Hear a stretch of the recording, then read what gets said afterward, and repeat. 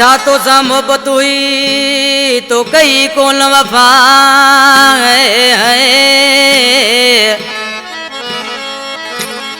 ओ मिठा तो सा मोहब्बत कयम तो कई कौन वफा।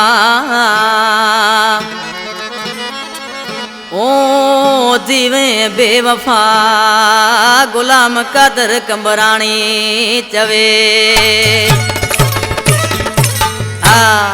कलाम ने फरमाशा गुलाम अस्कर कंबराणी, गुलाम सरवर कंबराणी, अब्बास अली कंबराणी, नंढड़ो मोहम्मद खान कंबराणी। प्यारा दोस्तों, अली अकबर तव्हांजे साम्हूं ही हसीन प्रोडक्शन मां नंबर अचे पियो ऑडियो वीडियो, जंहिंजो प्रोड्यूसर आहे लीमो जमाली साहब कंपनी में साम्हूं वेठो आहे। अदा मेहरली वटि असांजी रिकॉर्डिंग थिए पई। इंशाल्लाह सभिनी दोस्तनि खे नंबर पसंदि ईंदो। उसा इनायत कुआड़ा पकवासी, उसा आशिक चांडिया बाजे यारा, उसा नंगर बेंजे यारा जानी आशिक माण्हू से पंहिंजे महबूब जे नाले चई पियो। ओ मिठा हुए मोहब्बत गॾिजी रहियासीं, ओ लॻे बिल जे चवण ते अॼु मिलण खां भवियासीं। लॻे बिल जे चवण ते अॼु मिलण खां भवियासीं। मिठा हुए मोहब्बत गॾिजी हलियासीं, लॻे बिल जे चवण ते अॼु मिलण खां भवियासीं। लॻे बिल जे चवण ते अॼु मिलण खां भवियासीं।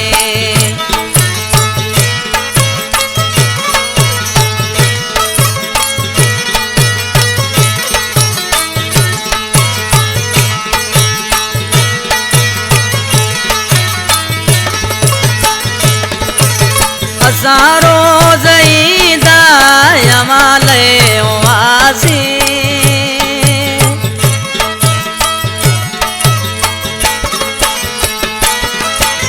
असां रोज़ ईंदा यमाले हुआसीं रे यमाले हुआसीं। बदलियो तूं जोरायो बस पंहिंजा पेर झलियासीं। बदलियो तूं जोरायो बस पंहिंजा पेर झलियासीं। लॻे बिल जे चवण ते अॼु मिलण खां भवियासीं। लॻे बिल जे चवण ते अॼु मिलण खां भवियासीं।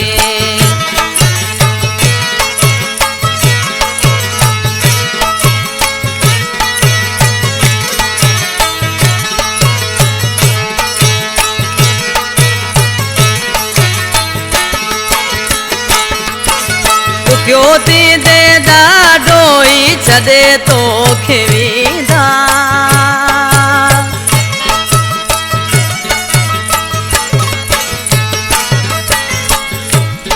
हुसैन जमाली कंपनी में साम्हूं वेठो आहे, बाबा लीमे जो फर्ज़ंद आहे।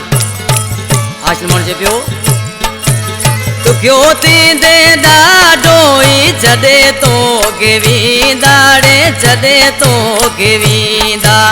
सोचींदे पोइ रुली यार वियासीं, सोचींदे पोइ रुली यार वियासीं। लॻे बिल जे चवण ते अॼु मिलण खां भवियासीं। लॻे बिल जे चवण ते अॼु मिलण खां भवियासीं।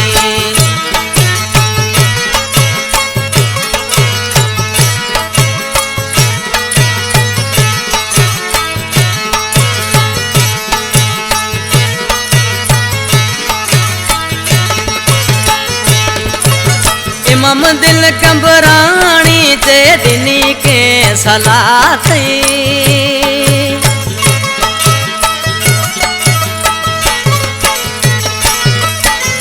इमाम दिल कंबराणी ते ॾिनी के सलाह दई रे ॾिनी के सलाह दई।